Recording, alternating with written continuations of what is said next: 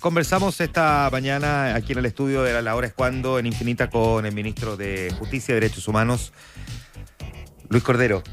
Los ministros, Luis, bienvenido, buenos días, ministro. ¿Tienen alguna denominación? Hay que decirle excelentísimo, ilustrísimo.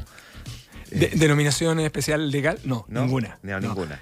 Distinto de los ministros de la Corte Suprema, que son excelentísimos. Distinto de los ministros de Corte de Apelaciones. Ya, perfecto. Sí. Ya. Así que. El ministro. Ministro, ¿no? Bueno, ministro nomás. Un astro igual. Ya. Ministro nomás. Ayer hablábamos del momento delicado que estaba viviendo la Corte Suprema por las acusaciones constitucionales, pero además también por la jubilación o el retiro de algunos ministros. Por lo tanto, la jornada de ayer era una jornada bien clave, institucionalmente hablando, sí. Porque en una de esas nos podíamos encontrar con una Corte sin quórum para funcionar. Y una Corte Suprema en esa circunstancia sería algo bastante parecido a una debacle. Se logró la aprobación de los nombres para la Suprema, ministro, una cuestión que además se vio medio pausada justamente porque parte importante del tema detrás de la crisis de los Supremos tiene que ver con el proceso de nominación. Sí. ¿Cómo se logró convencer finalmente al mundo político de separar aguas en esto y avanzar en esta dirección? ¿Por el tamaño de la crisis que está enfrentando el Poder Judicial? Uno, por el tamaño de la crisis. Yo mi intervención comencé hablando directamente que uno no podía eludir en esta discusión el momento que estaba pasando la Corte. En segundo lugar, porque una de las vacantes prácticamente iba a cumplir 2 años, que era la vacante del ministro Guillermo Silva, que era de noviembre del año 2022. La siguiente era de agosto del año pasado, la tercera era de octubre del año pasado, y de hecho nos queda una más, que fue de diciembre del año pasado, que es la del ministro Dam, y una nueva que se va a producir ahora en octubre, porque jubila el ministro Fuente. Uh-huh. Pero además de eso, el cuaderno de remoción, una ministra de la Corte suspendida, no hay quórum adecuado para el funcionamiento de la sala, pero además de entre medio de todo esto, a su vez, logran un peso mayor la integración de abogados integrantes, y eso tiene una serie de distorsiones en el sistema institucional, que claro, uno lo puede asumir desde el punto de vista contingente, pero no de un modo regular. Eso por un lado. Lo segundo es que veníamos demorándonos muchísimo en abordar este tipo de nombramiento. Ojo, no solo estaba afectando a la Corte, también estaba afectando previamente. Hubo una demora para el defensor de la niñez, otra para el tribunal, los ministros del Tribunal Constitucional que le correspondía nombrar al Congreso. O sea, creo que además se reunieron muchos nombramientos en muy poco tiempo que requieren el acuerdo del Senado. Esa fue una de las razones. La segunda, el momento de la Corte, por cierto. Y el momento de la Corte implicaba tener una dimensión práctica, esto de la integración, pero también una dimensión simbólica. Y la dimensión simbólica tenía que ver con el hecho que es necesario permitir que la Corte pueda seguir funcionando, hay que garantizar la continuidad del servicio judicial, pero también una manera de mirar prospectivamente la Corte. La nominación de las 2 ministras y el fiscal judicial se hace en un contexto en que los 3 son jueces de carrera, uno tiene 30 años, otro tiene 32 años y otro tiene 35 años, son de trayectorias judiciales impecables, estuvieron sometidos al escrutinio entre medio de todo este proceso muy intensamente. Entonces también era una manera de mirar la oportunidad mirando hacia el futuro. Y lo último estaba vinculado a que efectivamente nosotros, entre medio de todo esto, por instrucciones del presidente, nosotros iniciamos una conversación para avanzar en la reforma del sistema de nombramiento, pero esta vez de un modo bien concreto. Nosotros tenemos iniciativas desde el 91, desde de la reforma de cumplido, que fue una reforma que se frustró finalmente. De hecho, cuando uno mira esa reforma, es una agenda de reformas judiciales de 30 años. Y de hecho, por eso en la sala yo expliqué las orientaciones centrales de ese sistema de nombramiento. Entonces, el proceso de nominación fue sobre las candidatas y el candidato, pero sobre todo fue sobre la situación de la Corte y la necesidad de darle continuidad y regularidad a las instituciones y el mensaje que estaba dando el Senado en ese sentido. Cuando uno hace el resumen de las intervenciones, la mayoría está muy concentrada en eso. Yo que estuve en esas conversaciones, que estaba hace rato por este tema, yo soy testigo directo de esa convicción genuina de buena parte, o sea, yo diría de todos los senadores, en general, de todas las bancadas. Hay conciencia que es un momento muy complejo, sí. Ahora, esto es parte de un acuerdo político, pero se ha asociado mucho también la conversación, ministro, a un acuerdo para también nominar a Dorothy Pérez, hoy día Contralora subrogante, en la Contraloría de manera más definitiva. ¿Existe o no existe ese acuerdo? No. ¿Estaba amarrado o no estaba amarrado? Yo ayer fue bien como se dijo ayer. No, es que... Porque el senador Moreira dijo que tenía pruebas de esa conversación. Digamos. No. Yo de hecho anoche hablé con el senador Moreira porque el senador Moreira... ayer en los debates se sinceró otra cosa. Y yo invitaría a escuchar completamente la intervención del senador Moreira. El senador Moreira reivindicó al Senado como una cámara política. Y por lo tanto, donde las conversaciones y los diálogos que se producían, incluyendo los procesos de nominación, son de diálogos políticos también. Esto, en el fondo, para decir que no había que confundir el rol que también le correspondía al Senado. Él no fue el único que lo dijo, pero fue bien explícito sobre esto. Eso es lo que dijo el senador Moreira. Y nosotros entendimos que era la reivindicación del rol del Senado. Y no fue el único que lo que pasa es que lo dijo un modo muy asertivo. Hay otros senadores que también lo plantearon en esos términos. Lo que sí se conversó durante este proceso de nominación eran dos cosas, pero que no tenían que ver, que no fue esta última conversación. La primera es que el Ejecutivo explicara los elementos centrales de su reforma al sistema de nombramiento, cosa que particularmente había no inquietud, sino que una necesidad de claridad por parte de los senadores de oposición y también del oficialismo. Y yo por eso, en la sala, en la parte final de mi intervención, yo me referí específicamente al sistema de nominación, los 4 ejes centrales, es decir, separar nombramiento de administración, un eje en conflicto de interés, establecer el énfasis no solo en cuál es el órgano, sino que en el proceso de selección, que cuando uno revisa las propuestas hacia atrás es un énfasis que no se hace. Lo resumo. Acceso por mérito y no por antigüedad ni conocimiento personal. Bueno, y la segunda cosa, que era algo que nosotros habíamos conversado en la agenda de trabajo con la mesa de la corporación, era que había que ser riguroso en el orden. Entonces había que cerrar esta etapa de la Corte Suprema y la siguiente conversación que es necesario cerrar por un tema de temporalidad El de la Contraloría. el de la Contraloría, porque es la Corte, y fíjese que en la Corte tampoco resolvimos todas las nominaciones, son solo las que estaban muy atrasadas, la de noviembre del 2022, agosto del 2023, octubre del 2023. En diciembre, en la primera parte de diciembre se produjo la vacante de Contraloría y a finales de diciembre la del otro cargo de la Corte. Por lo tanto, para ser muy rigurosos con el compromiso, ese es el compromiso, la siguiente conversación es sobre la situación de la Contraloría. Ya, la situación de la Contraloría que está atravesada, ¿verdad? Se ha demorado en el tiempo, así como se han demorado otras cuestiones más, y según entendemos, ha ido aumentando la convicción respecto de la idea de que la Contralora subrogante se mantenga en el cargo. ¿Cuánto daño le hace a esa posibilidad? Usted me dirá si la suscribe o no, pero a esa posibilidad, intervenciones como la del antecesor de la actual Contralora, Jorge Bermúdez, que aquí mismo dijo que puso en duda no solamente sus cualificaciones técnicas y su trayectoria, sino que puso bastantes otras dudas más, al punto que dijo, ¿por qué creen que yo la quise sacar? Sí. A ver, yo diría que si hay una persona que tiene garantizada continuidad en la Contraloría, la subcontralora Dorothy Pérez, y por una razón muy simple, porque producto de la sentencia de la Corte, en el debate que tuvo en el subcontralor Bermúdez, ella, dada la manera en que la Corte decidió el asunto, ella tiene garantizado su cargo de subcontralora hasta los 75 años de edad. Esto lo he dicho en otro momento para decir que si hay una certeza es que la Contralora subrogante se va a mantener en la Contraloría con indiferencia de la nominación que se realice. La segunda, yo tengo no solo un gran concepto, sino que tengo un gran aprecio personal por Jorge Bermúdez. Y creo que su periodo como Contralor es uno de los periodos destacados de la Contraloría. Pero también entiendo que las palabras que él tiene y que él tuvo acá son a su juicio personal, y me parece bastante razonable y obvio, esperable, además, en un conflicto que fue muy evidente y muy público el año 2018 entre ellos dos, cuando él tomó la decisión de intentar removerlo, pero también es cierto que hay dos sentencias, una de la Corte Suprema, una de la Corte de Apelaciones y otra de la Corte Suprema, que decidieron en un sentido inverso.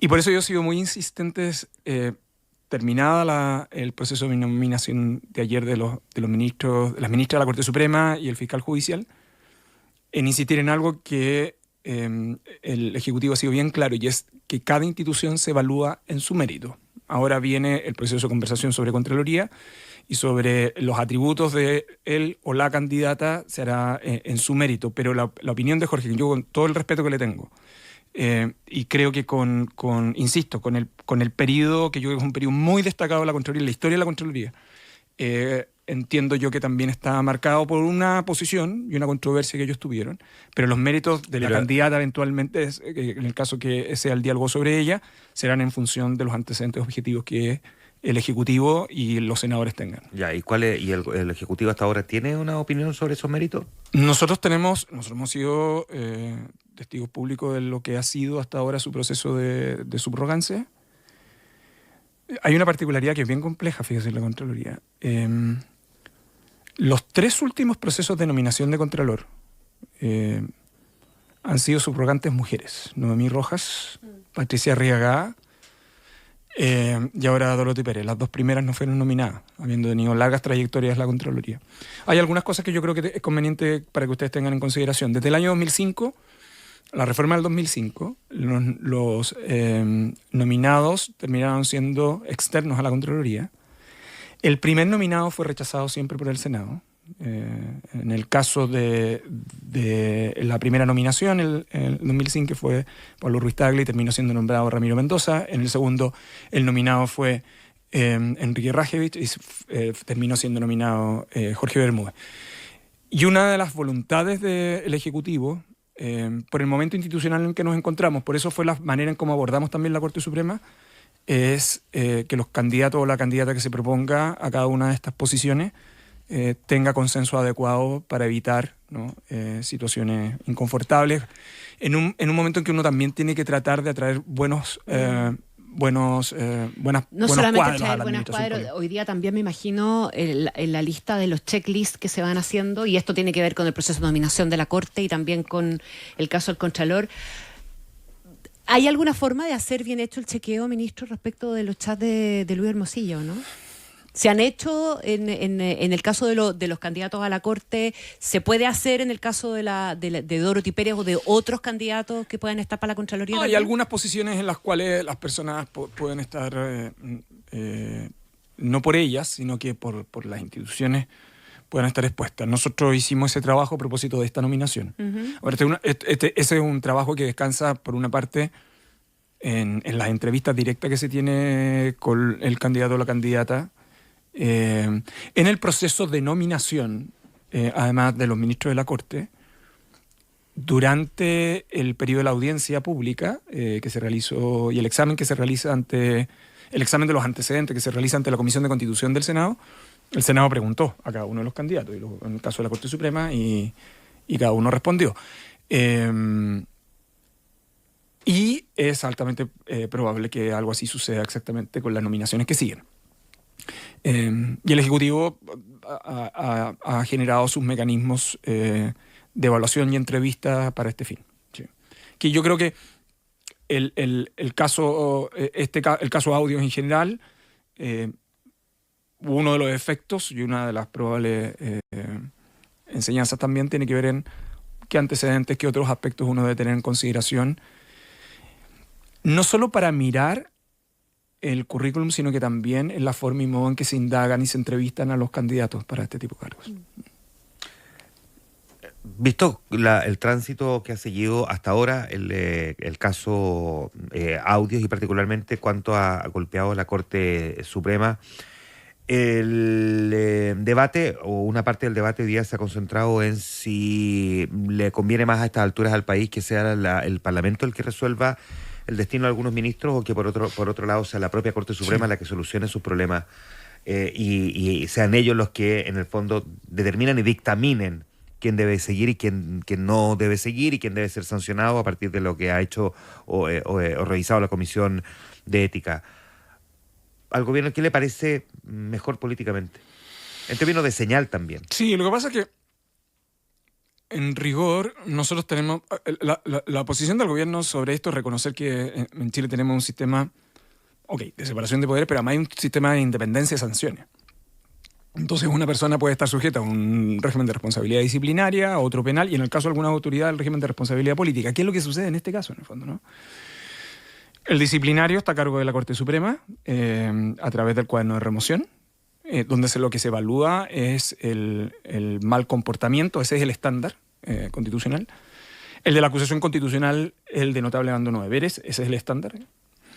Y en el caso de las investigaciones que lleva a cabo el Ministerio Público, son la comisión o no de delito. Claro, yo no mencioné la investigación penal porque eso tiene otro componente y otras consecuencias, pero desde un punto de vista práctico, la señal que la Corte Suprema podría entender es que ellos no fueron capaces de tomar su propia determinación, claro, y por lo tanto tuvo que venir al Congreso a destituir a una ministra que debió haber sacado sus propios pares. Y yo creo que ahí hay una fortaleza de la cual el Ejecutivo ya ha hablado y que yo lo entendería como principio general. Yo creo que cuando las instituciones tienen conflicto, una manera razonable es que las propias instituciones vuelvan sobre las situaciones y puedan tomar sus decisiones para poder ir autocorrigiendo sus acciones, en el fondo.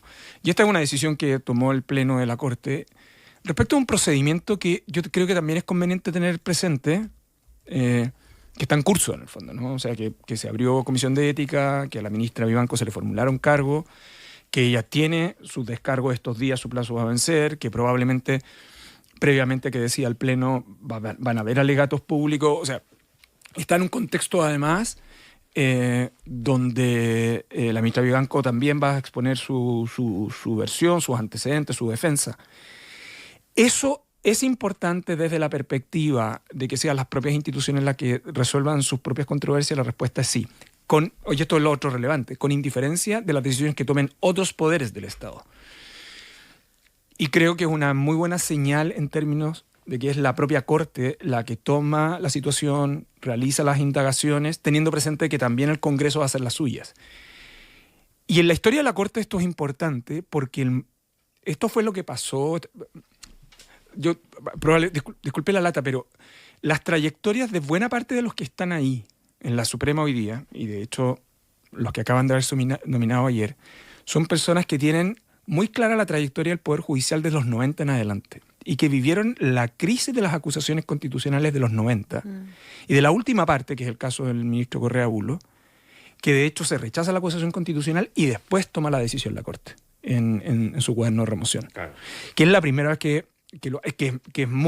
fue muy disruptivo en ese momento, pero que fue... Disruptivo que la Corte destituyera a uno de los suyos. Que era un par. Claro, habiendo sido rechazado además en el Congreso. Entonces, en las biografías institucionales, esos precedentes, sobre todo para los funcionarios judiciales más antiguos, que son buena parte de los que están en la Corte hoy día, tienen muchísima relevancia, y las enseñanzas institucionales creo que también tienen relevancia en ese sentido.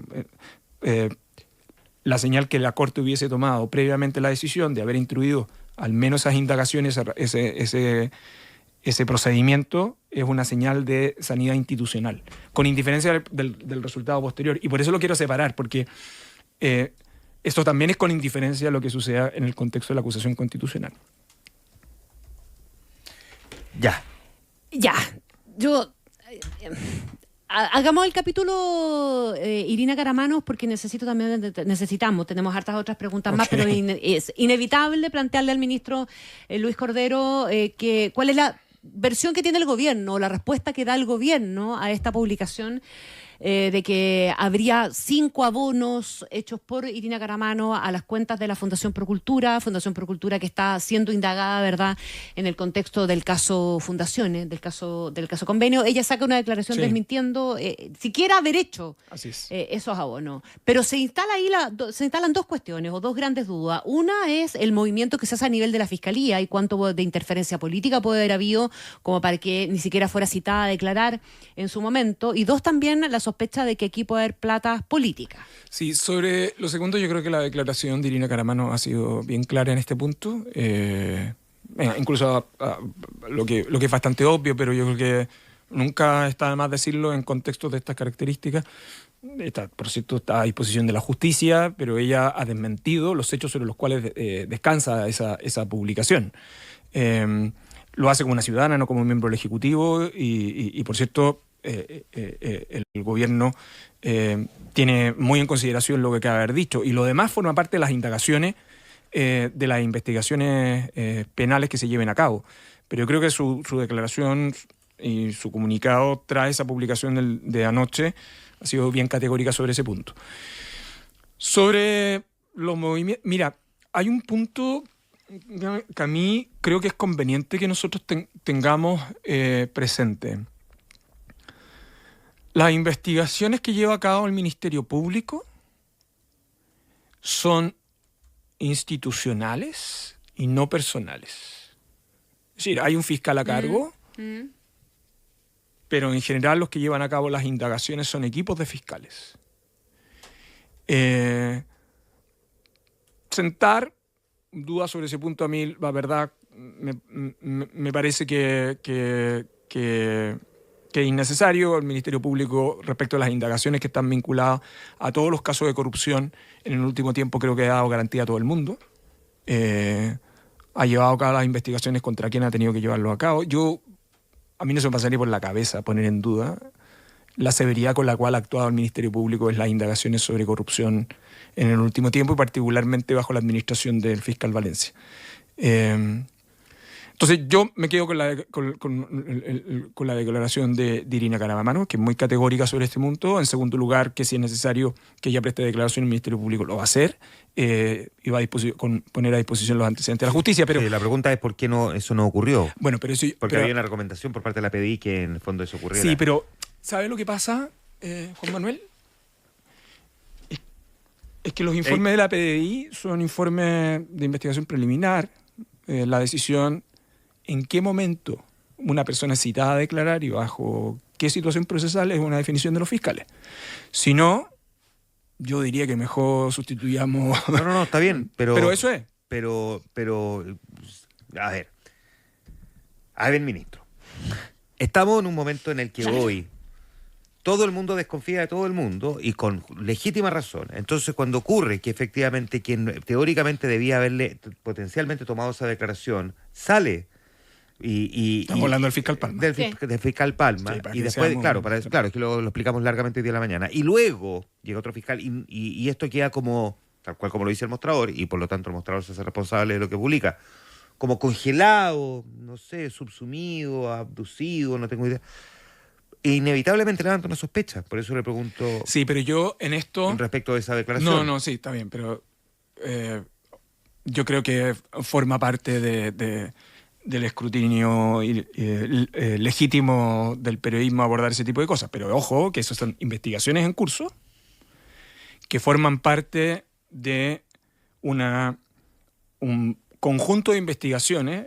El propio fiscal nacional, recuerden que convocó hace semanas atrás a los fiscales que están a cargo de esas investigaciones, porque cuáles son los elementos en común, cuáles son. Esta es la información pública que entregó el Ministerio Público. Yo me quedaría que son investigaciones en curso y hay que seguir avanzando en esas investigaciones y no quedarnos con una información intermedia respecto a la cual el Ministerio Público va a seguir avanzando. Sobre todo en el momento en el que estamos y por las suspicacias a las cuales usted hace referencia. No es lo mismo opinar en el proceso que opinar en la parte final.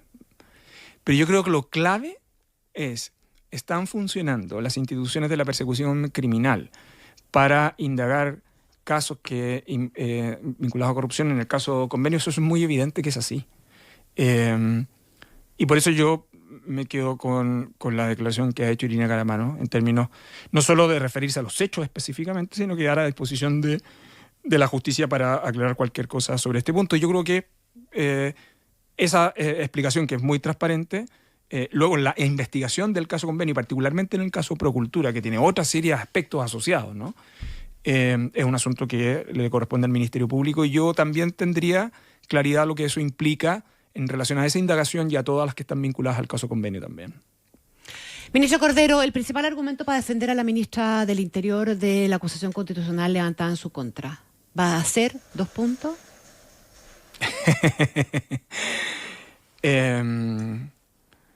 Yo lo podría decir del siguiente modo. El lunes fue el cambio de mando de Carabineros. Yo voy a dar mi opinión como ministro de Justicia. Yo no soy su abogado. Sí. Ella ha nombrado abogado a Juan Ignacio Piña. Y ella aún no responde. Pero la paradoja es que el día que se estaba presentando la acusación constitucional era el cambio de mando de Carabineros. Y yo asistí al cambio de mando de Carabineros. Y escuché el discurso del general Yáñez y el discurso del general Araya. Yo diría que la respuesta a la acusación constitucional está en esos dos discursos. Eso nada más diría. Que tienen que ver con la manera en que ellos han abordado virtuosamente la manera en que el gobierno hace relación con Carabineros. Y no solo eso, sino que el conjunto, el crecimiento en presupuesto, el conjunto del fortalecimiento institucional, la forma en que cada uno de ellos dos se refirieron a la manera en que tanto el Ejecutivo como el Congreso han apoyado en acciones de gobierno, pero también en acciones legislativas. ¿Y sabes por qué me quedo con esto? Por otra cosa que días atrás, y el día de ayer creo que fue importante, y yo creo que en otro momento lo he conversado con ustedes, transformar los debates de seguridad pública, que yo sé que son debates electorales, en una cuestión divisionista, es la mejor estrategia para las organizaciones criminales, particularmente cuando afectan a las autoridades a cargo de la seguridad. Entonces yo creo que hay que tener cuidado con ese tipo de discurso. Pero el día de ayer yo me quedo con dos cosas. La primera es que yo en la mañana estuve en la sala de la Cámara de Diputados porque se estaba votando en segundo trámite la ley antiterrorista. Después de como 3 intentos fracasados. La ministra del Interior se encontraba en Antofagasta, imagino, con el presidente, y yo estuve porque Justicia también colaboró en la tramitación de ese proyecto de ley. Pero es un proyecto esencialmente que lideró y llevó a cabo la ministra Toá. Y más allá de los discursos encendidos en la Cámara, le quiero decir que después de varios intentos el país, o sea, nos estamos llegando a una convergencia en una ley antiterrorista que está bastante compartida. Yo vi la prensa y me sorprendió porque es cierto que algunas normas se votaron por separado, pero la gran mayoría fue por unanimidad. Las otras me parece que son discusiones jurídicas legítimas. Y en la tarde se logró acuerdo por los ministros de la Corte Suprema. Ese tipo de cosas, que son la manera de abordar en términos de acuerdo para poder ir avanzando, son bien relevantes y bien estructurales en materia de seguridad. ¿Y sabe lo que pasa? A mí me parece que sucede como que a rato forzamos un divisionismo que en los hechos no lo es. Y yo creo que el mejor ejemplo es lo que sucedió ayer en la Cámara de Diputados con la ley antiterrorista. Entonces, yo logro entender las dinámicas de la política, pero cuando uno se va a los hechos, yo creo que en materia de seguridad el país tenía una realidad previa, había un problema que venía antes, este gobierno ha tenido que enfrentar una situación compleja y difícil, y las administraciones que siguen la van a seguir enfrentando. Esto creer que lo vamos a resolver con una decisión espontánea, por un poder supranatural, de un modo inmediato, creo que también es en algún sentido engañar a las personas, porque esto forma parte de un proceso institucional, y los procesos institucionales, para que tengan resultados, requieren acuerdos cooperativos. Y por eso yo creo, a su pregunta, ¿de dónde está la respuesta? Yo creo que la respuesta está en esos dos discursos. Ministro, nosotros conversamos hace algún tiempo y a propósito de las acusaciones constitucionales contra los ministros de la Corte Suprema, usted planteaba que esperaría que esta herramienta no sea utilizada con finalidades distintas, de características políticas. Electorales. ¿Tiene la sensación de que puede estar ocurriendo eso con la acusación en contra de la ministra Toá? Quedan pocos días para la elección municipal. Y yo lo que creo que es relevante es no perdernos en el tema relevante y estructural de seguridad. El tema de seguridad es relevante antes de la elección y es relevante después de la elección. Y es relevante, mire, yo lo ejemplifico en lo siguiente. Ustedes saben que yo soy muy insistente en la crisis que tiene el sistema penitenciario chileno. Y que si nosotros no tomamos decisiones ahora, este es un tema explosivo. Y que este gobierno pueda gestionar la sobrepoblación, pero si no comenzamos a construir pronto el próximo año, esto va a ser una bomba que le va a estallar al próximo gobierno. El problema del sistema penitenciario es un problema del Estado. Y lo responsable de cada administración es tomar la gestión que le corresponde y seguir avanzando. Bueno, eso es lo que pasa en materia de seguridad. Entonces, por eso electoralizar la seguridad ciudadana puede generar un beneficio contingente, pero estructuralmente genera condiciones divisionistas que perjudican abiertamente el combate contra el crimen y particularmente las organizaciones criminales. Yo creo que las organizaciones criminales no tienen nada mejor, o sea, es altamente beneficioso tener a la clase política concentrada en cuestiones divisionistas, cuando en verdad creo, por eso cito ley antiterrorista, ¿no? Cuando en verdad hay acuerdos bien significativos en materia de seguridad. ¿Y presupuesto en materia de seguridad, ministro? Usted tiene en justicia, tiene un presupuesto particular, las cárceles obviamente van metidas en ese paquete. ¿Hay presupuesto? Sí, no, de hecho, el día de ayer, muy temprano, la ministra Toa, el ministro Marcel y yo participamos de un punto de prensa mostrando específicamente el presupuesto en materia de seguridad. Cómo ha crecido el presupuesto en materia de seguridad en estos 3 últimos presupuestos de esta administración son muy significativos. Con el presupuesto 2025 vamos a llegar sobre el 6% de aumento del presupuesto.